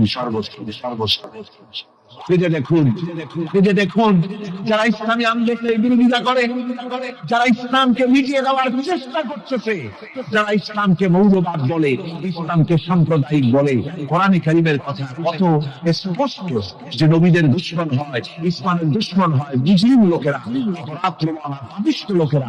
আজও আমরা দেখতে পাই এই শ্রেণীর লোকেরা পাপিষ্ঠ এবং সবচেয়ে সমাজের নিকৃষ্ট ধরনের চরিত্রহীন লোক। বলেছেন منهم إلا أن يؤمنوا بالله العزيز الحميد। কাফিররা ইমানদার লোকদেরকে অন্য কোন অপরাধী নির্যাতন চালায় না, নির্যাতন চালায় শুধু এই কারণে যেহেতু মুমিন লোকেরা পরাক্রমশালী, আল্লাহ রাব্বুল আলামিনের দ্বীনকে কায়েম করতে চায়, তার উপরে ঈমান এনেছে, এই কারণে তারা মারে। ঠিক কিনা কথা? যুগে যুগে নবীদের উপরে, সাহাবীদের উপরে যে অত্যাচার হয়েছে, সেই অত্যাচার এই কারণেই হয়েছে, অন্য কোনো কারণে। এই কঠিন বিপদে অবিচলতা এবং ধৈর্যের দৃষ্টান্ত নবীগণ পেশ করেছেন পৃথিবীর বুকে। আমরা দেখেছি ইব্রাহিম আলাইহিস সালামকে আগুনে ফেলানো হয়েছে। আসলে কোরআন শরীফে, আমি কিন্তু গল্প করতেছি না, সব কোরআনের কথা। কিসের কথা? ইব্রাহিম আলাইহিস সালামকে আগুনে ফেলানো হচ্ছে। অপরাধ কি? অপরাধ হচ্ছে হযরত ইব্রাহিম আলাইহিস সালাম দাওয়াত দিয়েছেন, লা ইলাহা ইল্লাল্লাহ। জোরে পড়েন, লা ইলাহা ইল্লাল্লাহ, লা ইলাহা لا إله إلا الله محمد رسول الله। হযরত ইব্রাহিম আলাইহিস সালাম দ্বীনের দাওয়াত দিয়েছেন, এক আল্লাহর দাওয়াত দিয়েছেন, ঈমানের দাওয়াত দিয়েছেন। আর কোন অপরাধ ছিল না। নমরুদ সহ্য করতে পারল না। কোরআনে কারীমের মধ্যে সব কথাগুলি আল্লাহ পাক এই জন্য বিবৃত করেছেন, এই জন্য কোরআনে কারীমের মধ্যে সব কথা উঠায় দিয়েছেন যাতে করে মুমিনেরা বিপদ আসলেই পরে যেন ঘাবড়ে না যায়। ইব্রাহিম আলাইহিস সালামকে আগুনে ভরানো হচ্ছে, ফেরেশতা বলছে ইব্রাহিম তোমার আগুনে ভরায় দাও, এসে আমার কাছে সাহায্য চাও, আমার কাছে ক্ষমতা আছে আগুনগুলো উঠে নমরুদের বংশ জ্বালিয়ে দেব। হযরত ইব্রাহিম ফেরেশতার কাছে সাহায্য চাইছিলেন নাকি? তিনি বললেন ফেরেশতা আমি তোমার কাছে সাহায্য কেন চাইব? আমি কেমন কোন অন্ধ আল্লাহর ইবাদত করি না যেই অন্ধ স্রষ্টা তার গোলামের দুঃখ দুর্দশা না দেখে আমি তোমার কাছে সাহায্য চাইব না। হযরত ইব্রাহিম আলাইহিস সালাম পাস করলেন। কি বলেন, পাস করছেন না? ঈমানের পরীক্ষায় পাস। আগুনের মধ্যে হযরত ইব্রাহিমকে যখন ফেলানো হচ্ছে রব্বুল আলামিন আগুনের প্রতিরোধ করে দিলেন, কুনি বারদাও ওয়া সালামান আলা ইব্রাহিম। আগুন আমার ইব্রাহিমের জন্য শান্তিদায়ক, ঠান্ডা হয়ে যা। এখন কি আর আগুনের বাপের ক্ষমতা আছে ইব্রাহিমের পোড়ানো? আর ক্ষমতা নাই। আমার বন্ধুগণ, ইব্রাহিম আগুনের ভিতরে আরামে বসা আছে, আর ওদিকে নমরুদ বসে বসে দেখতেছে দূর থেকে ইব্রাহিম তো জ্বলে না, গায়ের মধ্যে আগুন জ্বলে গেল। ডাক দিয়ে কয় আগুন তোর হলো কি? কেন জ্বালাইতে পারিস না আমার দুশমন রে? হলোটা কি তোর? তোর কি জ্বালানোর শক্তি বন্ধ হয়ে গেল নাকি? আগুনের ভিতর থেকে জবাব এলো, নমরুদ রে আমার ভিতরে জ্বালানোর শক্তি আছে কি নাই যদি প্রমাণ করতে চাও, টেস্ট করতে চাও, তুই নিজে আয়, তোরে শুদ্ধ তামাম দুনিয়া জ্বালাই দিতে পারি, ইব্রাহিমের এক গাছা পশম জ্বালাই দিতে পারি না। তার কারণ হচ্ছে আমি হচ্ছি মাখলুক, আল্লাহ হচ্ছেন খালিক। আল্লাহ আমাকে বলেছেন না জ্বালাতে, তুমি 1000 বার বললেও আমি ইব্রাহিমকে জ্বালাইতে পারবো না। কোরআনে কারীমে ঘটনা বলে মুমিনদেরকে সাহস দেওয়া হচ্ছে, মুমিনরা দ্বীনের কাজ করতে গিয়ে বিপদ আসবে, ঈমানের দাবি হলো বিপদ আসবে, আর বিপদ আসলে ঘাবড়ায় যেও না, মুসিবতে পড়ে চিন্তায় পেরেশানে হয়রান হয়ে যেও না। বিশ্বকবি আল্লামা ইকবাল কি সুন্দর করে বলেছেন, আজ ভি হোগি ইব্রাহিম কা ইমা पैदा आप कर सकती है एक अंदाज गुलिस्तान पैदा। ইব্রাহিমের ঈমান যদি আজিও কোথাও হয় বিদ্যমান, করতে পারেন অগ্নিকুণ্ডে খুবসুরত এক গুলিস্তান। আজও যদি আগুনের ভিতরে কোন নমরুদ কোন ইব্রাহিমকে যদি ফেলে দেয়, আল্লাহ রাব্বুল আলামিন আজও আগুনকে ফুলের বাগান বানায়া দিবে। সুবহানাল্লাহ। ভয় পাওয়ার কারণ নাই, চিন্তা করার কোনো কারণ নাই। আমার বন্ধুগণ, হযরত হুদ আলাইহিস সালামকে যখন সমাজের লোকেরা, রাষ্ট্রের লোকেরা ঘিরে ফেলে দিল, সমাজ শক্তি, রাষ্ট্র শক্তি যখন তাকে ঘিরে ফেলে দিল, ষড়যন্ত্রের পাহাড় চলে দিল, তারে মেরে ফেলে দিবে, হযরত হুদ দেশ থেকে পালায় গেলেন না, ভয় পেলেন না।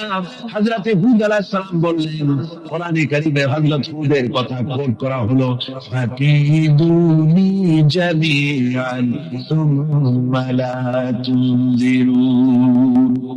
সম্মিলিতভাবে ষড়যন্ত্র করো আমার বিরুদ্ধে, সবাই মিলে ষড়যন্ত্র করো, সুম্মা লা তুনজিরুন, আর আমাকে এতটুকু অবকাশ তোমরা দিও না। ইন্নী তাওয়াক্কালতু আলাল্লাহি রাব্বি ওয়া রাব্বিকুম, আমি ভরসা করেছি সেই আল্লাহর উপরে যার কুদরতি হাতের ভেতরে, যিনি আমাদের রব তোমাদেরও রব, আর যার কুদরতি হাতের ভিতরে তামাম পৃথিবীর জানগুলি যার হাতে, সে আল্লাহর উপরে ভরসা করেছি। ষড়যন্ত্র যদ্দূর আছে করতে থাকো, আমি ষড়যন্ত্র পরোয়া করি না। সুবহানাল্লাহ। এটাই হলো মুমিনের কোয়ালিটি। শুধু ঈমান, লা ইলাহা ইল্লাল্লাহু মুহাম্মাদুর রাসূলুল্লাহ, গরু গোশত খাই, আর রবিউল মাস আসতে পরে ইয়া নবী সালাম আলাইকা, ইয়া রাসূল সালাম আলাইকা, তারপরে গরম গরম জিলাপি আর রসগোল্লা খাইলাম।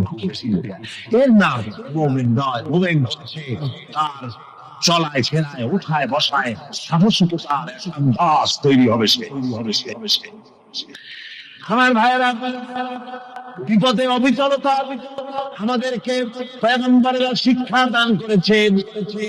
আমরা দেখতে পেয়েছি বিশ্বনবী জনাবে মুহাম্মদুর রাসূলুল্লাহ সাল্লাল্লাহু আলাইহি ওয়াসাল্লাম হিজরতের রাতে কাফেররা চতুর্দিকে দাঁড়ানো, হযরত জিবরাইল এসে বলেন, ইয়া রাসূলুল্লাহ, কাফেররা চতুর্দিকে ঘিরে দাঁড়িয়েছে, গভীর রাত, এখন হাতে তাদের তরবারি, সকাল হলে পরেই তারা আপনাকে মেরে ফেলে দেবে, তাড়াতাড়ি উঠে মদিনার দিকে চলে যান।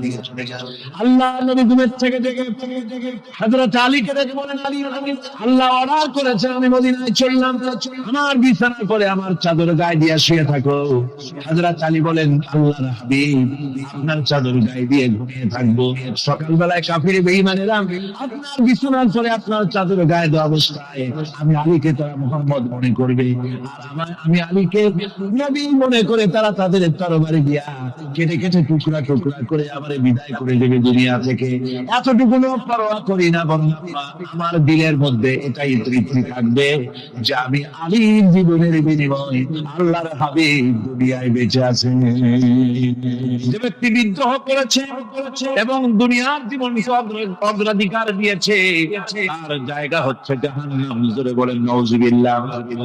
যে ব্যক্তি আল্লাহর সঙ্গে বিদ্রোহ করেছে আর পরকালের জন্য পাথর জোগাড় করে নাই, দুনিয়াকে অগ্রাধিকার দিল, পরকালকে ভুলে গেল, তার জায়গা হলো জাহান্নাম।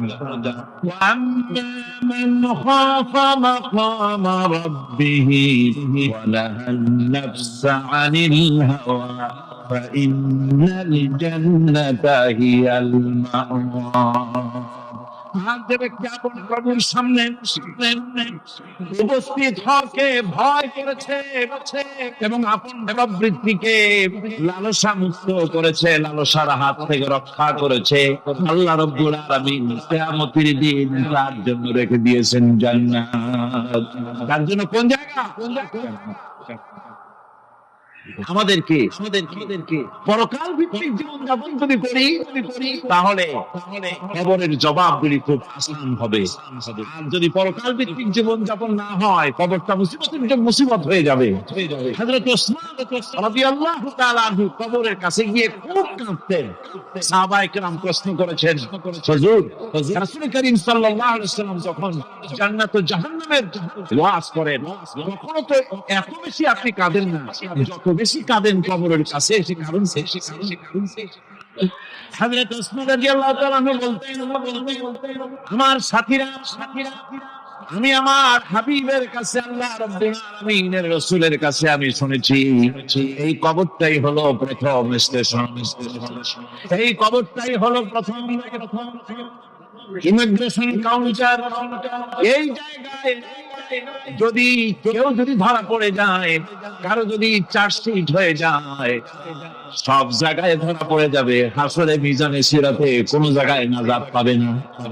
আর এই কবরটা যদি কেউ মুক্তি পেয়ে যায়, মিজান সিরাত হাসর সব জায়গা থেকে আল্লাহ তারে ভালোভাবে পার করে দিবেন। এটা হলো আসল জায়গা, মারাত্মক জায়গা। আমি এটাকে ইমিগ্রেশন কাউন্টার বলেছি আমার ভাষায়। ইমিগ্রেশন কাউন্টার যারা বিদেশ ভ্রমণ করেছেন তারা জানেন, লন্ডন যাবেন, আমেরিকা যাবেন, সৌদি আরব যাবেন, যে কোনো বিদেশে যাবেন, গেলেই পাসপোর্ট তারা দেখবে, পাসপোর্টে আপনার ন্যাশনালিটি কোনটা সেটাই তারা জানতে চাইবে। আপনি কোন দল করেন এটা তারা জানতে চাইবেন। আপনি কোন ভাষায় কথা বলেন তাও তাদের জানার দরকার নেই। প্রথমেই তারা আপনার ন্যাশনালিটি দেখবে, আপনার আইডেন্টিটি তারা জানতে চাইবে। তারপরে যদি স্যাটিসফ্যাক্টরি হয়, আপনাকে ভিসা দিয়ে ভেতরে ঢোকবার ব্যবস্থা করে দেবে। আর যদি তারা স্যাটিসফাইড না হয় তাহলে আপনাকে মেহমানখানায় ঢুকানো হবে, গ্রেফতার হবে। খবর হচ্ছে এ ধরনের একটি ইমিগ্রেশন কাউন্টার। খবরের ভিতরে মানুষ যখনই রাখা হবে, সঙ্গে সঙ্গে দুজন ফেরেশতা আসবে। খবরের কাছে যারা এসেছিল দাফন হয়ে যাওয়ার পর এই লোকগুলি 40 কদম যেতে যতক্ষণ লাগে এর মধ্যেই দুজন ফেরেশতা এসে যাবে। এসে জিজ্ঞেস করবে, মান রব্বুকা, তুমি কোন দল করতে? ওটা তাদের জানার দরকার। চাকরি কিসে করতেন ওটা জানার দরকার।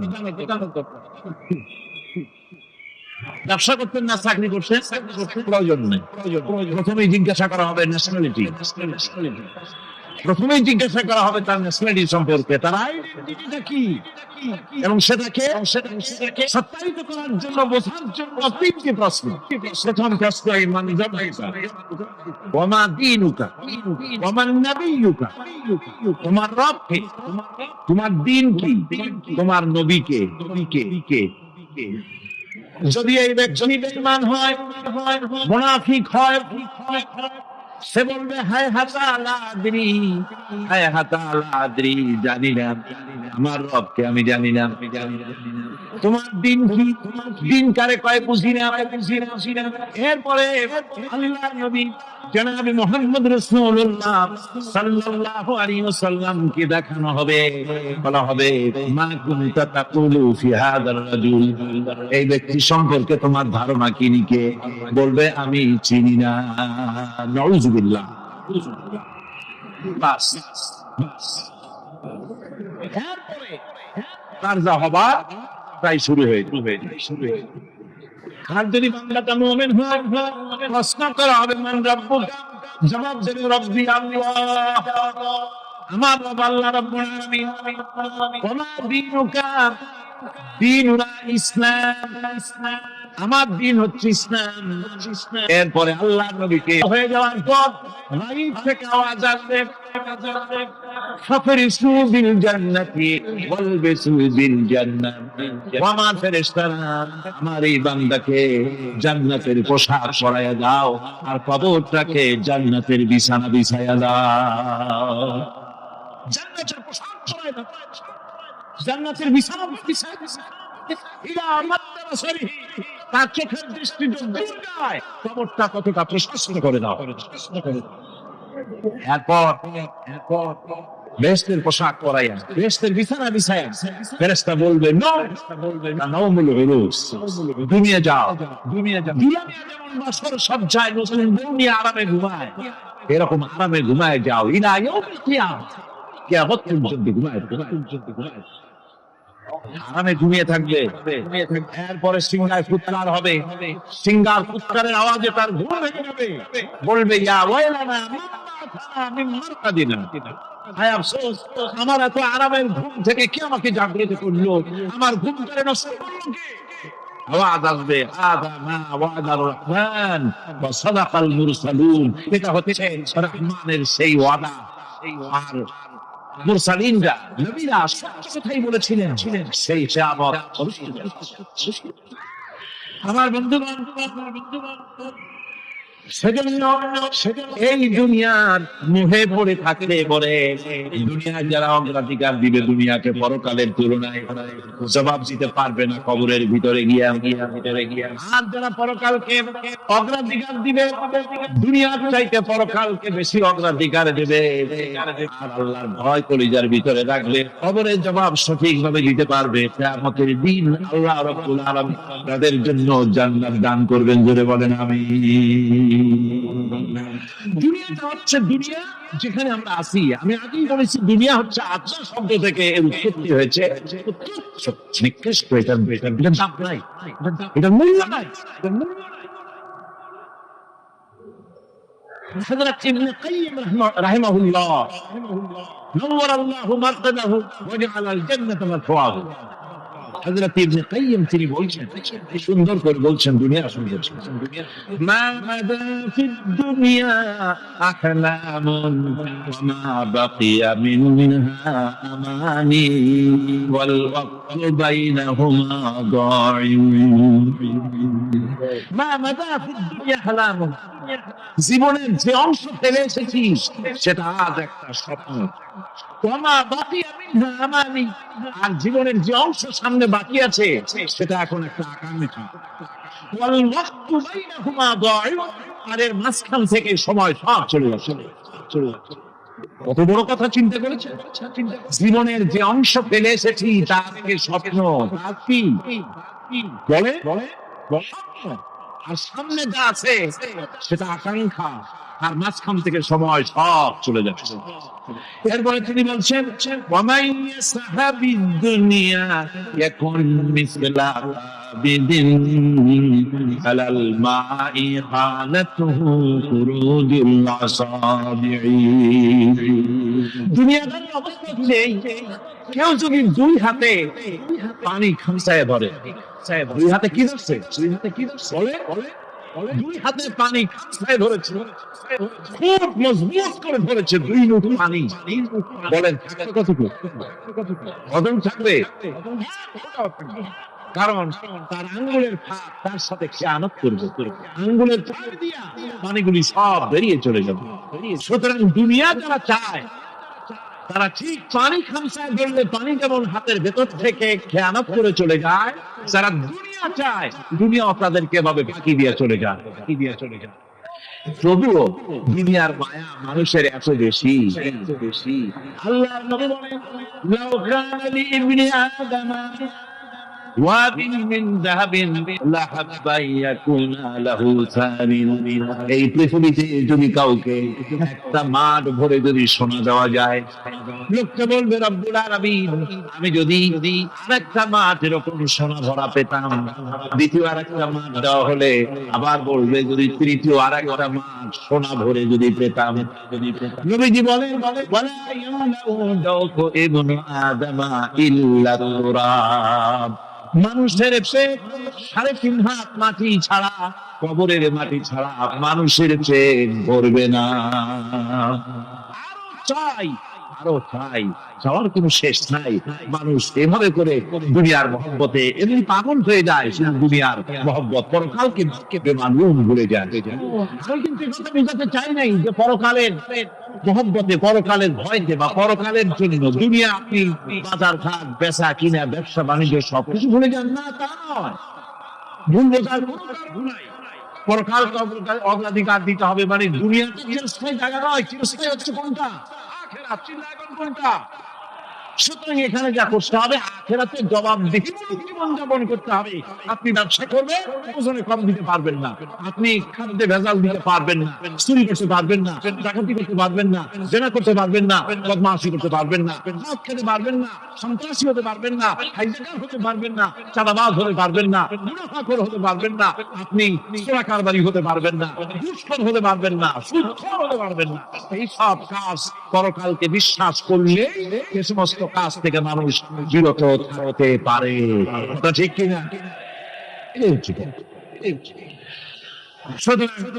এই পৃথিবী থাকবে না, এটা কি চিরকাল থাকবে না? এর একটা পরিসমাপ্তি ঘটবে। যেমন সারা বছর লেখাপড়া করার পর কলেজে, বিশ্ববিদ্যালয়, মাদ্রাসায়, হাই স্কুলে, সব জায়গায় সারা বছর লেখাপড়া করার পর যেমন পরীক্ষা দেওয়ার একটা দিন আসে, সারা বছর ব্যবসা করার পর হিসাব নিকাশ করার যেমন একটা সময় আসে, সারা মাস চাকরি করার পর বেতন পাওয়ার যেমন একটা দিন আসে, সারা জীবন চাকরি করার পর পেনশন পাওয়ার যেমন একটা সময় আসে, অনুরূপ ভাবে এই দুনিয়া যেদিন শেষ হয়ে যাবে, আল্লাহ নির্ধারিত সময় শেষ হয়ে যাওয়ার পর একটা সময় আসবে যখন আল্লাহ রাব্বুল আলামিন সব শেষ করে দিবেন, লন্ডভন্ড হয়ে যাবে, কিছুই থাকবে না, কিছুই থাকবে না।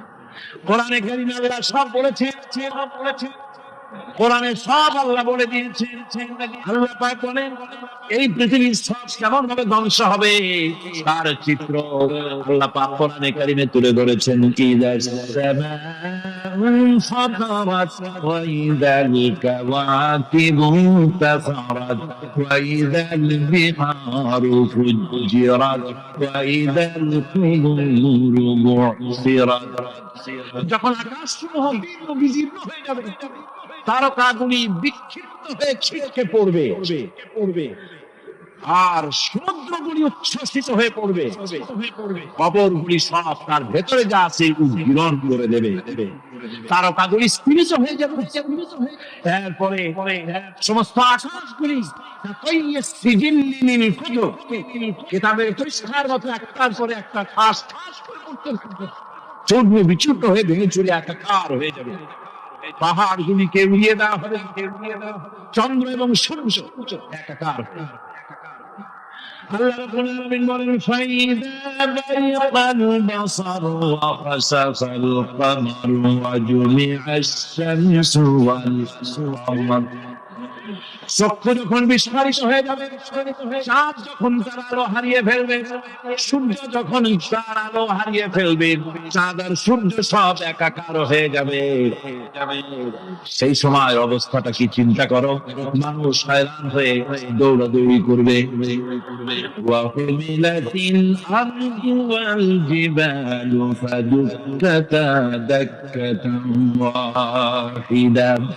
জমিন এবং পাহাড়গুলির মধ্যে আল্লাহ রাব্বুল আলামিন সংঘর্ষ বাঁধিয়ে দিবেন। পাহাড়গুলি ভেঙে চুরে টুকরা টুকরা হয়ে যাবে। পাহাড়গুলি উঁচু করে জমিনের উপরে আছাড় মেরে আল্লাহ রাব্বুল আলামিন ভেঙে চুরে চুরমার করে দিবেন। ওয়াতাকুনুল জিবালু কাবিহিল মানফুস। পাহাড়গুলো পেদা ঘনা তুলার মতো করে উড়িয়ে দেওয়া হবে, উড়িয়ে দেওয়া। পাহাড় উড়ে যাবে, সুবহানাল্লাহ। পাহাড় পাথরের তৈরি করা পাহাড়, এই পাহাড়গুলি তুলার মতো হয়ে উড়বে কিভাবে? আমি এই দৃশ্য নিজের চোখে কিছুটা হলেও দেখছি। আজ থেকে 10 দিন আগে আমি ইতালি সফর করে এসেছি। ইতালির রাজধানী রোম। রোম প্রাচীন সভ্যতার লালন ভূমি। কোরআনে কারিমে সূরা রোম রয়েছে। এই রোম সেই রোম। এখানে বাদশার কাছে রাসূল করিম সাল্লাল্লাহু আলাইহি ওয়াসাল্লাম হেরাক্লিয়াসের কাছে চিঠি পাঠিয়েছিলেন। সেই রোম। 12 থেকে 15,000-এর মতো বাংলাদেশি মুসলমান সেখানে আছে। জুমার দিন, যেদিন আমি গেলাম তার পরের দিনই জুমা ছিল। জুমার নামাজ পড়লাম ভ্যাটিকানের কাছেই বিশাল মসজিদ। ইউরোপের ভিতরে সবচেয়ে বড় মসজিদ এটা। রোম ইসলামের দুশমনদের রাজধানী। সেখানে যখন আযান হচ্ছে আশহাদু আন্না মুহাম্মাদার রাসূলুল্লাহ, আমার অনুভূতির কথা আপনাদেরকে বোঝাতে পারবো না। কি অনুভূতির সৃষ্টি হয়েছে আমার ভেতরে। ভ্যাটিকানের পোপ এক পাশে, কিছু দূরেই ভ্যাটিকান। ওটা হচ্ছে গোটা পৃথিবীর সমস্ত খ্রিস্টানদের কাবা, ভ্যাটিকান। তার পাশেই বিশাল মসজিদ। সেখানে নামাজ পড়লাম। চিন্তার ভেতরে আসলো আল্লাহ রাব্বুল আলামিন তার হাবিবের নাম, তার তাওহীদ, তার সালাতকে কিভাবে বিশ্বময় ছড়িয়ে দিলেন। আবু জাহেল চাইছিল মুহাম্মদ সাল্লাল্লাহু আলাইহি ওয়াসাল্লামকে স্তব্ধ করে দেন। সাদাকাল্লাহুল আযীম ওয়া সাদাকানা রাসূলুহুন নবিয়্যুল কারীম ওয়া যালিকা লামিনাশ শাহিদিন। আম্মা বাদ। সম্মানিত সভাপতি, নেগারে উলামায়ে কেরাম, সুধী সমাজ, আসসালামু আলাইকুম ওয়া রাহমাতুল্লাহ। আমি আপনাদের সামনে আল্লাহ পাকের কালাম সূরা আল কাসাস, এই সূরাটা নাযিল হয়েছে মক্কা শরীফে।